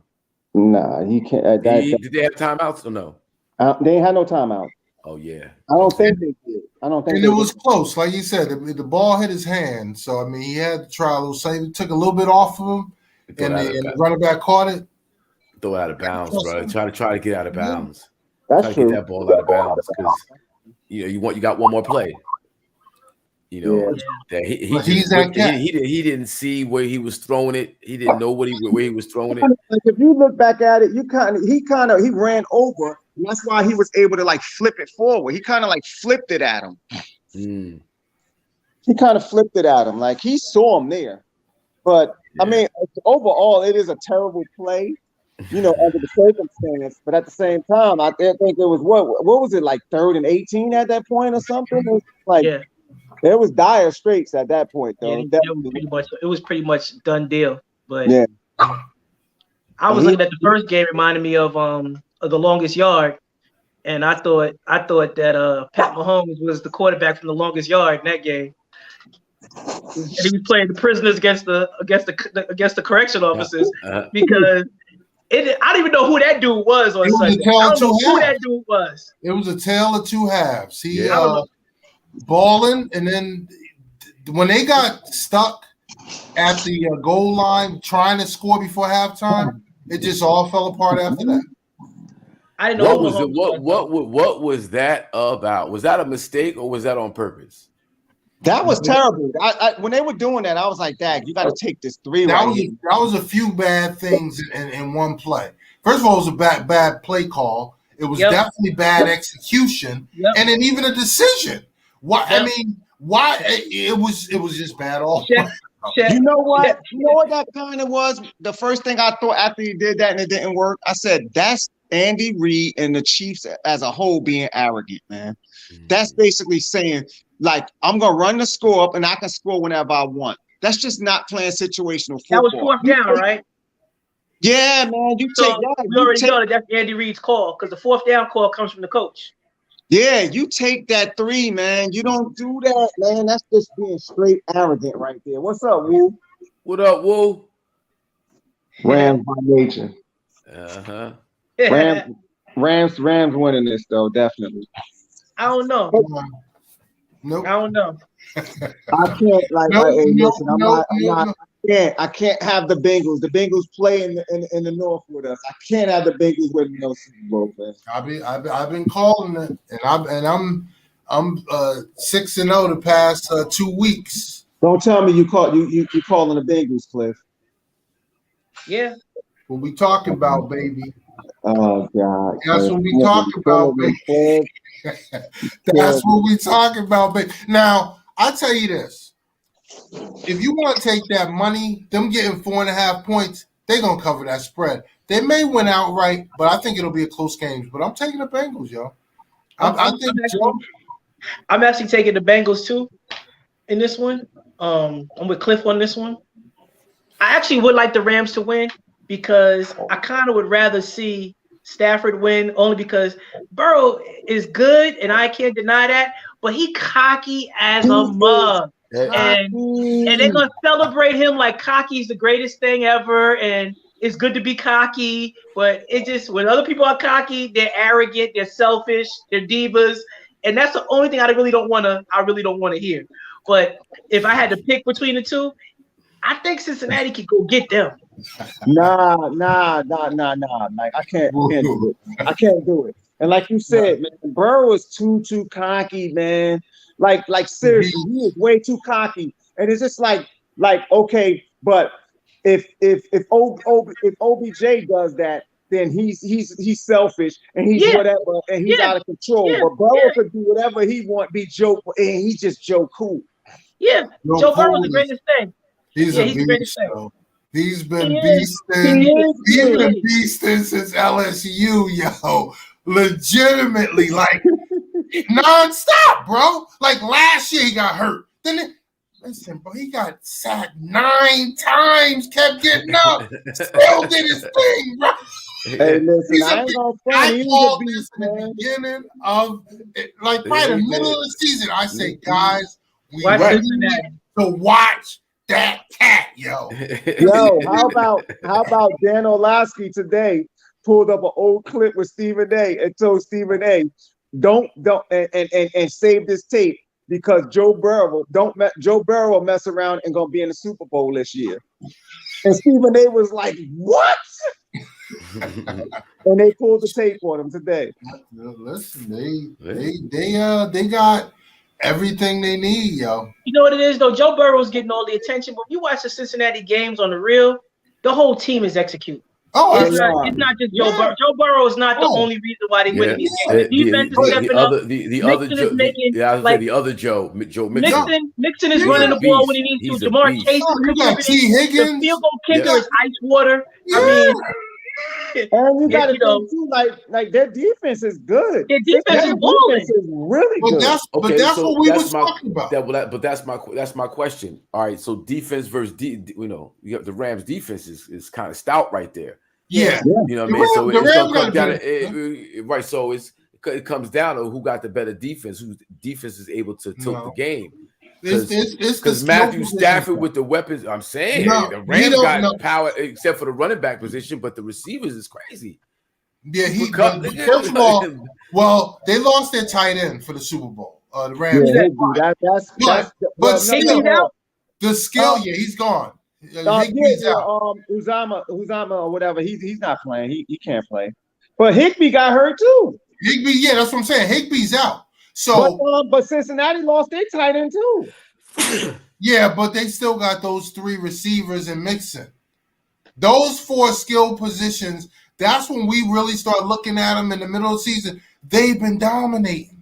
Listen, I want to see the Jamar Chase, Jalen Ramsey matchup. Chase is a beast. Oh, yeah. But it doesn't matter. They got Higgins, they got Boyd. What? Mixon. They got talent. I mean, that's what I'm saying. It's like, if I look at the defense, I would give the Rams the edge. Offensively, I would probably actually give. I think the offense is a push. To be honest with you, coaching.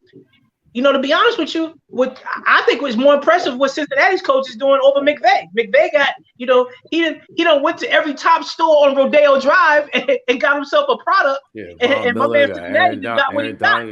You know, he out there, so everyone keeps it real. You know, but it's gonna be a good game. The text messages that I got for this one though will blow your mind, because you just want to understand where this stuff comes from and why is it even a factor, right? So I get a text message about it pops up and it says somebody wrote, they put a picture of can you see this?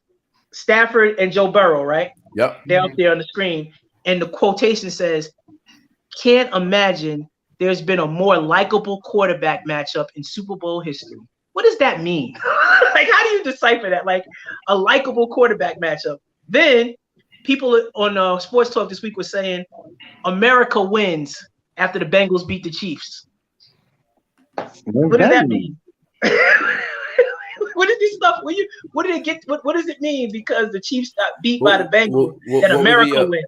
What were the what's the what this was like, this one person that wrote this thing was his Nighthawk. It was somebody on Instagram, and the other one I gotta ask my man because he be trying to text me stuff so I could say stuff. So it wasn't like an official newspaper, official. So this was an Instagram post, but I'm just asking where these things come from. Like where people come up with America wins because the Kansas City Chiefs lost. Like, I mean, people want to see themselves, especially he wants as the superhero, the god, the champion.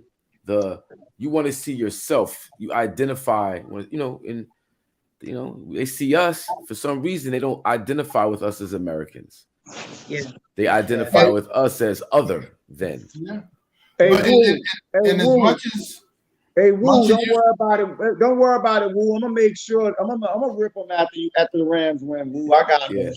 Yo, I still don't know who I'm rocking with. I still don't know who I'm rocking with. You got a couple weeks to make that decision. But what I was gonna say, Wes, is even though like you're right in there anointing the next 3 that Brady and I told you, but still, it's still Mahomes and Lamar's league, yo.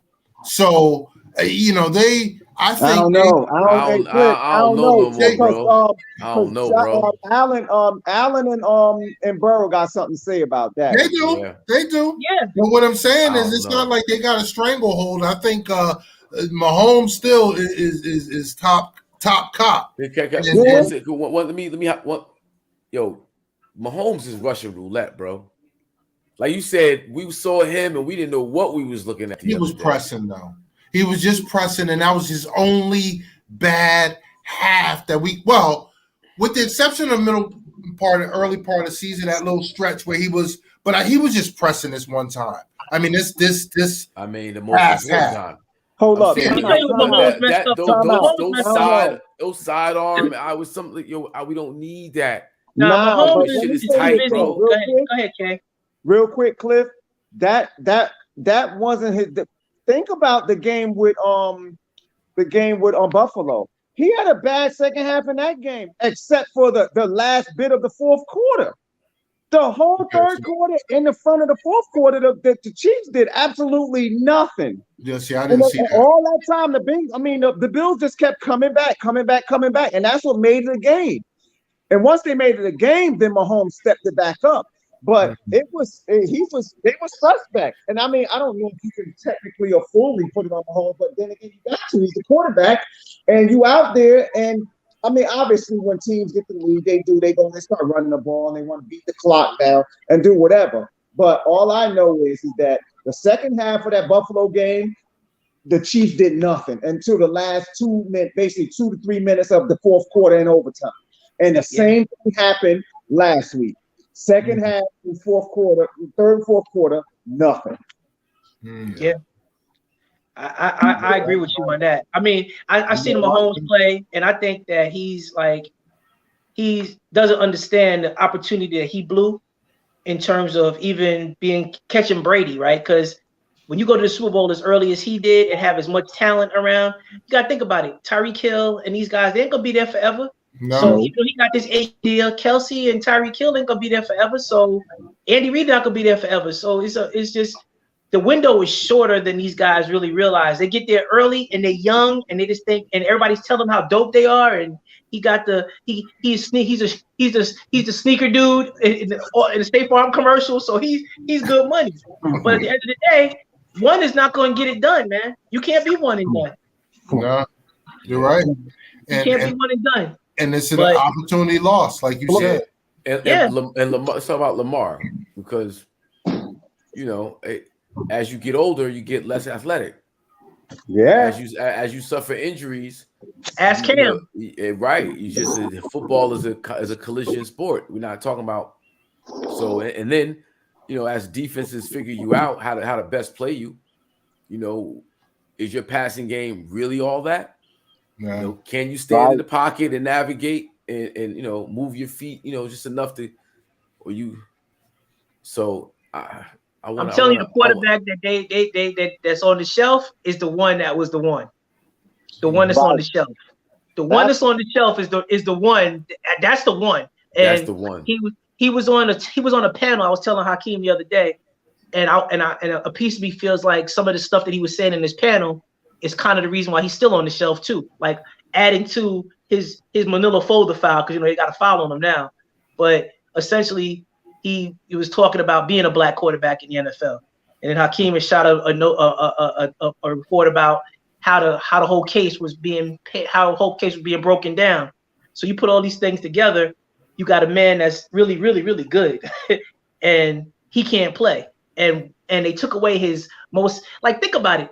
Who trades away the best receiver, probably arguably in the league, away from one of the better quarterbacks? Who does that? Who does that? That's crazy. Who does that? Bill O'Brien, who had something on the organization, which is the only reason why he kept his job for so long. So, I mean. And then he goes to Alabama and lands on his feet and is considered for an NFL job again, like the next year. Yeah. So what do you guys think that he's going to get back, ever play again, Deshaun?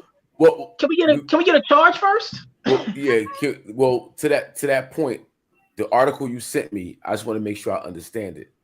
Yeah, because that's what I'm asking, because I didn't really understand the article either too much.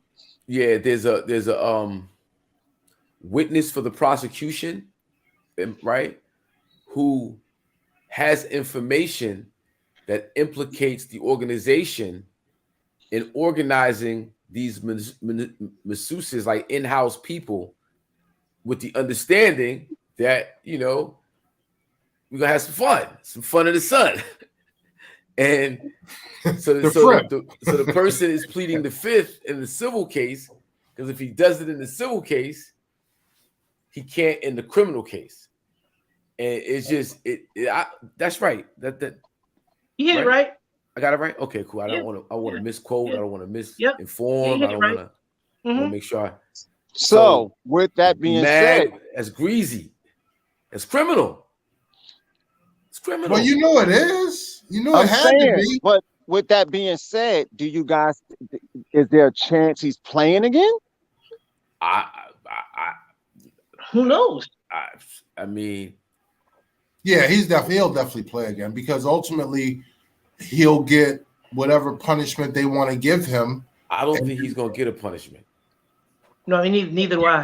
You think he's just going to be blackballed and never play again? If I'm understanding this article correctly, the organization looks raggedy and they can't push forward because if they push forward, their dirt is going to come out. So you know what? Let's put this to bed. Let's put this to bed and try to get him in. They're talking about Minnesota right now as maybe a landing spot. He got to play again. See, that's what I'm saying, and that's what I'm we need him. That's why I'm asking you think he's playing because that I need him in Pittsburgh. Yeah, I need him in Pittsburgh. He gonna play, but it's how does this go? How does this go away? It's like all this information we're finding out.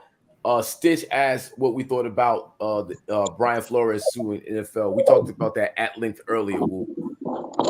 But that along with this Deshaun Watson situation, with all this dirt, the Washington Redskins emails with John Gruden getting caught up in it. It's all of this stuff coming to the you know what I mean? Like, how do you resolve this? How do you really move forward? Watch how much. I would say Deshaun Watson should go to Pittsburgh or he should go to Tennessee. I would go to those two teams, Pittsburgh and Tennessee. I would say Pittsburgh because he can play for Tomlin and he's got some receivers over there and he's got a running game. But I would say Tennessee because I like Vrabel and they got two beast receivers and they got a beast running back and they got a good line and they just got Ryan Tannehill jacking it all up. Yeah, Tennessee would be perfect for him. Tennessee would be just as good as Pittsburgh. Same thing. Got the receiving core. Got some good receivers. Got a running back. Got a good defense. Same thing. Same thing. I know him and Derrick Henry in the backfield would be crazy. I know they were talking big time about Miami or whatever. Miami would work for him too. But, you know, obviously Pittsburgh. With all this Brian Flores situation, I don't know if he's going to Miami. Yeah. It's getting real filthy out there, boy. Well, you know Denver getting a quarterback if it's not Aaron Rodgers. So I would Denver. Denver will work for him too, though. I wouldn't go out there. I'd rather him go to these other places.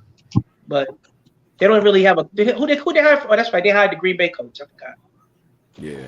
And we gotta remember now. Hackett. Yeah, Paul Hackett. That's Paul Hackett's son. Really? Yeah. And there's an opening in Tampa too. So, you know, he can go to Florida. But Arians is stepped down? No.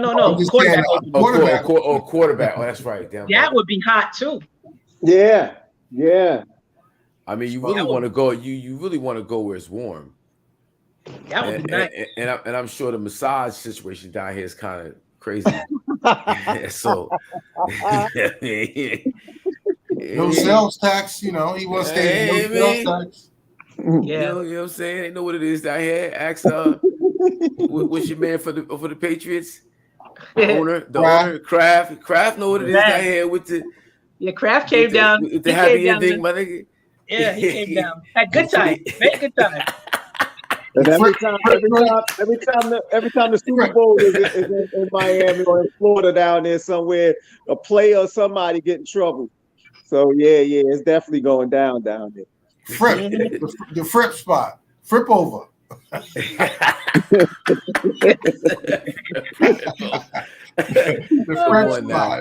more that gotta be politically correct.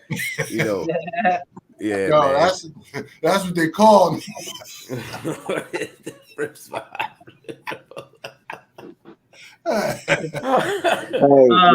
Long as they don't give me Kirk Cousins, I'll even take Jimmy G. I don't want no Kirk Cousins though. I don't know who wants Kirk Cousins, but yeah. Yo, let me switch gears on you guys for a second. Off the. I mean, it's still kind of sports related since he's sports related, but. What y'all think about this Joe Rogan Spotify situation? Have you guys been paying attention at all? What's going on? Yeah. A lot of people. You told me about it.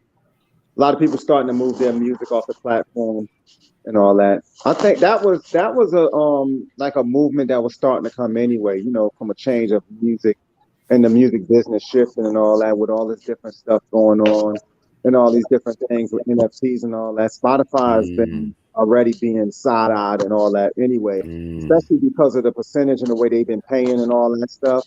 So that's just another notch or just some more fuel to the fire to get people gassed and amped up to say, okay, that's more. Now I've had enough. We're done. That's interesting. I didn't look at it that way. Thank you for that added perspective.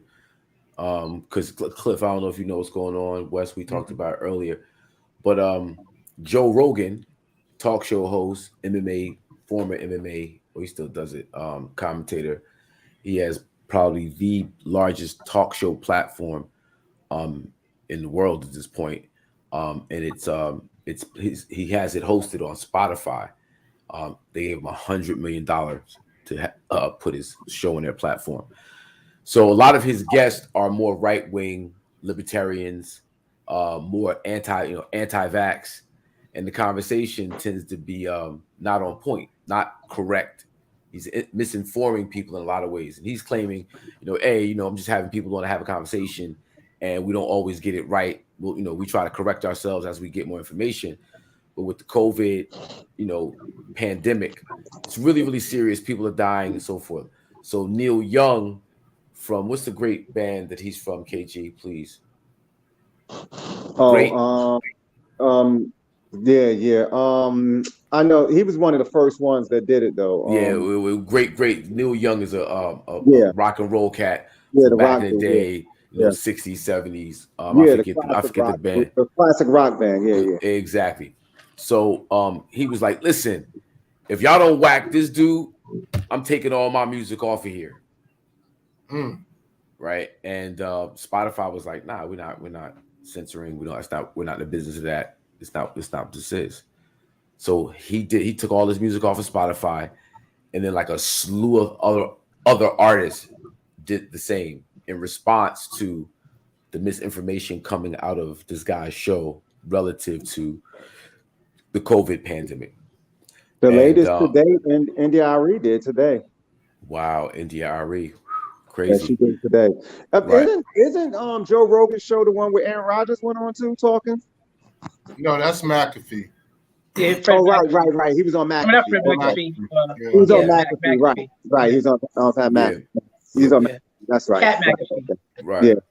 Now the reason why I wanted to have this conversation with you guys is because we have our own talk show platform, and in it we give our own opinion. Sometimes we give facts that are not always exactly correct, and luckily we have people in the chat who will go and do Googles and put information up, and we try to correct ourselves as we go along.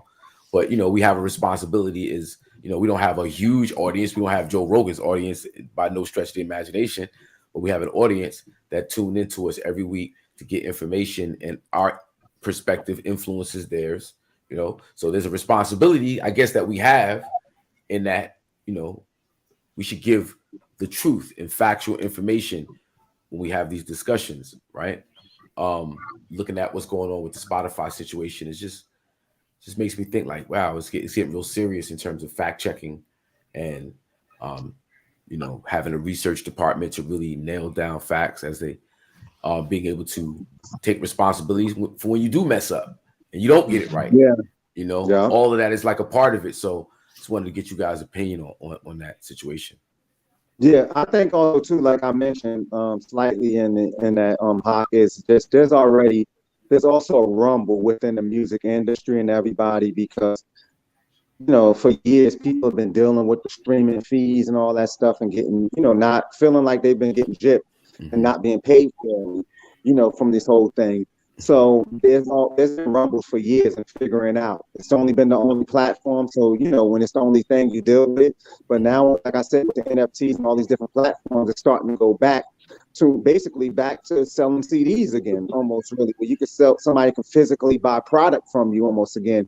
So it's starting to shift over to that. People are exploring all these different options. So, like I said, that stuff is already on the tip of the tongue. for the music industry and all artists as well right now. So it's just not a good look for Spotify, period. So Wow. Yeah.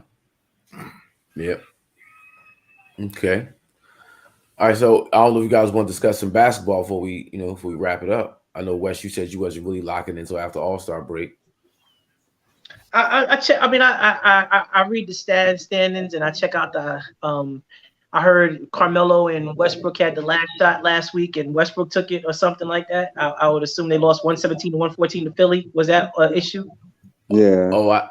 I didn't see that. In the that Philly was that game. in the Philly game. I don't think it was Yeah, I'm not sure if it was an issue. I think it was more of a fan thing where people were saying, why is Westbrook taking it when Melo or somebody else should have did it or whatever. I don't think it was a I'm not sure. Westbrook was cooking though. He was cooking that night. Yeah, Westbrook brought him back. Yeah. Well, that was the Hornets game. They were down by 30. Yeah, he brought him back in that game too, though. But Westbrook was cooking in both of those games because those are the games that LeBron has been out. Mm-hmm.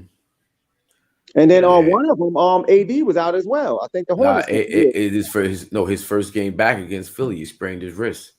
Yeah, and then he was out on the Hornets game. So out on the Hornets game. It was just basically Westbrook out there. It was Westbrook in the crew. And Westbrook was going for this. Stretch it, man. Yo, how do you miss 4 weeks?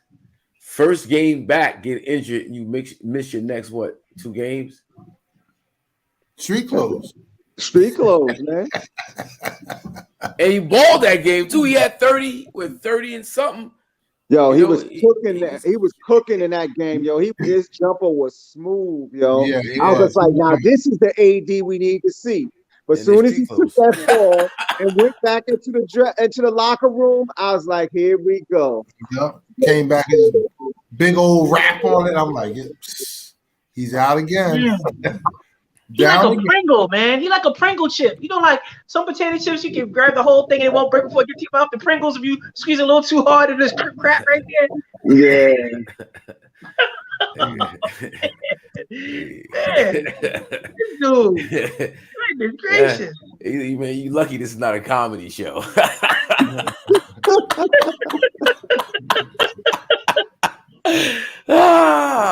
it's comedy. I need to start that up. So you know that Bob some that, yo. Yeah. So do you guys know that they tried to do a trade for Westbrook and John Wall?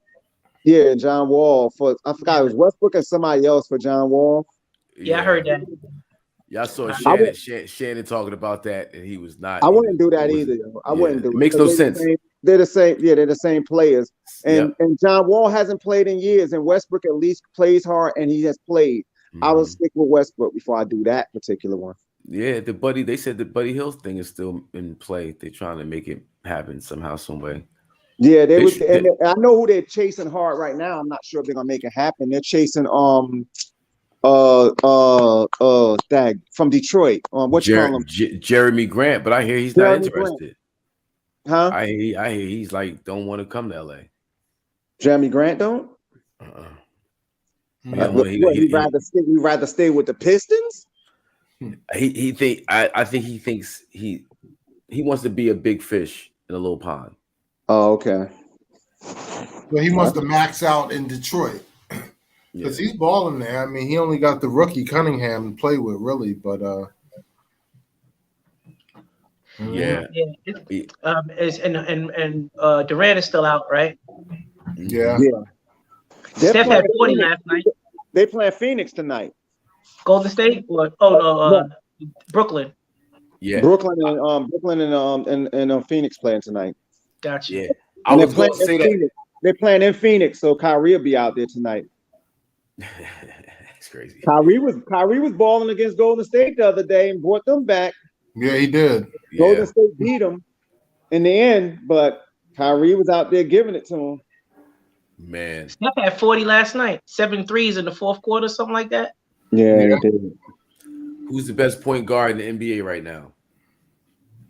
John Morant. Ja's the best player in the NBA right now. Yo, he's killing them. Really? He is. Well, him or Embiid, both of them had monster Januaries, yo. Joker. Yeah. What about Joker? Joker, Yeah, right there too. He's been you he's been can't decent sleep on too. Joker. You can't Yeah, sleep you're on right. Joker. You know, the only problem with Joker is that he tend to get lost because you don't see their games. That's the only thing. And it's Mhm. crazy now how they're starting to put Memphis on blast now, you know, which is good. Which is good. Yeah. Every time I see Joker, he's putting up, 35, 34 points, to 10, 11 rebounds. Like he's giving it to him. Like Yeah, every he's time flat I out look at the game. stats, He's an the Joker assist always got guy. stats. Bro, Always. He's he's doing it, giving and they it to him. winning too. He's Yeah, so doing him And they winning. and Mhm. Embiid And they winning. And they Yep, is they're winning. impressive. They're Embiid has winning. been impressive. Hey, listen, they beat the Lakers by 40. Yeah. Mhm. Now I heard a trade with the Knicks and the Lakers the other day. I heard it was Westbrook and somebody else going to Yeah. the Knicks for Kemba Walker, Yeah. Alec Burke, And Evan Fournier. Evan Fournier. Yeah, that's what it was. I And wouldn't be and mad at that actually. yeah, that's what That it was. would actually Yeah. work for both. I Yeah, think so. because the Knicks need something. They need some type of infusion because they stinking up. What's up with Julius Randle? Why is he missing in action? Why is he not? Well, he he had a little beef with the fan base, right? No, what happened? He He had gave the thumbs down. he gave the thumbs down. You know what right. happened with the Mets earlier in the year, and they got on him, and he hasn't been playing this well since. He's been horrible since, to be honest with you. Yeah. It's And kind the of tough. thing The is fans like, don't like you. it's shocking too, like how he fell from grace with that. Like They it's love like he went from being the all-star and like the top of the world guy and the Knicks, the king of New York, and now it's basically like the Knicks. They saying that the Knicks might like give up on him after the season. That's crazy. That is crazy Mm-hmm. because he had everything. Yeah. When is the All-Star game? Should be early February. It's normally around like the 8th or 7th or 8th. It's nice. It's late at the Super Bowl and the NBA All Stars late. So then it's probably like the 19th or something like that. Then it's something like that. Yeah. All right. NBA All Star game February 20th. Okay. So that's the weekend after. Week after the Super Bowl. Yeah. All right, so I gotta lock in the week after the Super Bowl. See what the Lakers are doing. See if I can become a fan again. So, question, guys: are we gonna go back to Thursday? That's on you. Okay, I just want to make sure you guys time. I don't can't just assume you guys are available. So we go back to Thursday, not this Thursday, following Thursday. This Thursday is my birthday and my wedding anniversary. 5 years. That's right. So, but if you guys don't mind, we can go back to 5 years already. 5 years already. Man. Yeah, man. It's been a wonderful 5 years. I can't front. I can tell. I can Wonderful tell. 5 years. It's been all good. So how long? Good. So that's 5 years married. How long y'all been together total? We met in 2013. So what's that? 9 years. Okay. 8.5. It'll be August 21st. Nice. 2023 will be 10 years, right? I in the background. Right? Congrats, man. Congrats. Mm-hmm. Yeah, what do you do for? I forgot. What did I do for 5? I got 15 coming, so I'm trying to say, oh wow, yeah, what I gotta do for 15? What you do for 5? I gotta do that 3 times. What do you do? What do you do for 22? Ooh, man. Yeah, there you go. Okay, show them. Yeah. Offline, you're gonna give me a little book. I could read, get some jewels from you. That's good stuff, man. I've been with her since I was 16 years old in East Orange High School. Man. Wow. That's what's up right there. I love it. That's beautiful, bro. That's beautiful. Yeah. So again, Thursday's my birthday and wedding anniversary. I'm also dropping a single, Jewelry, produced by Ron Lawrence. Tried to show the video earlier, but technical difficulties won't allow it, so we're not even gonna go there. So I'll have the video up on my birthday, February 3rd. Look out for that, everybody. yeah, this is IZM Sports. Check for us not this Thursday, but the following Thursday, which would be February 10th, right? Yep. Yeah. February 10th. And we're going to get it in, start focusing in on the NBA, even though it's not past All-Star yet. We're going to start gearing up. I'm going to gear it up. We're going to gear it up. And yeah, that's what we're doing. Salute to everybody out there for tuning in. Appreciate y'all. We out of here. IZM Sports. Peace. All right, y'all. Peace. Take care, y'all. See y'all next week, yo. Yeah. Peace.